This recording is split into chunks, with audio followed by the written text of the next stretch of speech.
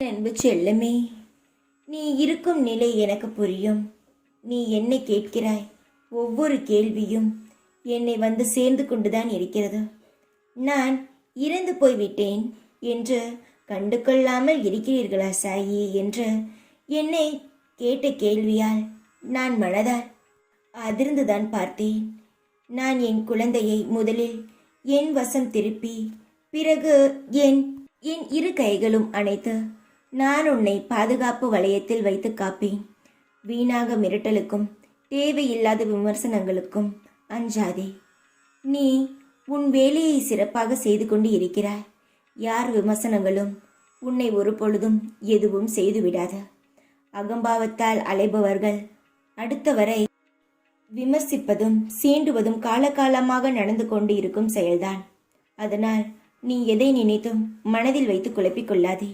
நீ செய்யும் செயல்கள் சிறப்பாக உள்ளது, நேர்மையாக இருக்கும் என்று சிலர் உன்னை கீழே இழுப்பது போல் விமர்சனம் செய்யலாம். அதெல்லாம் காதில் வாங்கிக் கொள்ளாமல், எந்த ஒரு தேவையில்லாத பேச்சையும் உன் காதில் போட்டுக்கொள்ளாமல் நிம்மதியாக இரு. நான் இருக்கிறேன், உன்னை கைவிட மாட்டேன். எந்த இடத்திற்கு அழைத்து செல்ல வேண்டும் என்பதற்காக நான் உன்னிடம் வந்தேனோ அந்த ஒரு உயரத்திற்கு நான் உன்னை அழைத்து செல்வேன். உன்னை தூக்கி நிறுத்தும் நேரம் இது. நாம் உயர்கின்றோம் என்றாலே விமர்சனங்களும் உயரும். அதை பொருள்படுத்தாதே. அவர்கள் ஒரு தீய சக்தியாக நினைத்து விட்டுவிடு.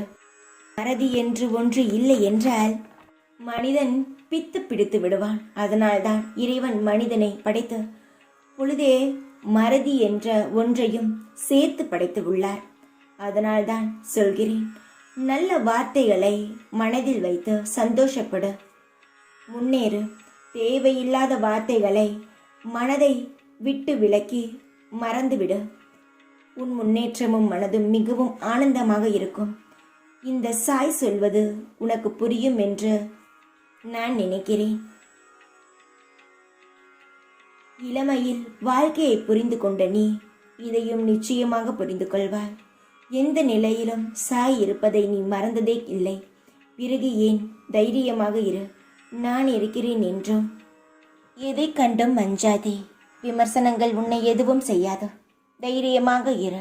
எப்பொழுதும் உன் கூடவே இருப்பேன் நான். ஓம் சாய்ராம்.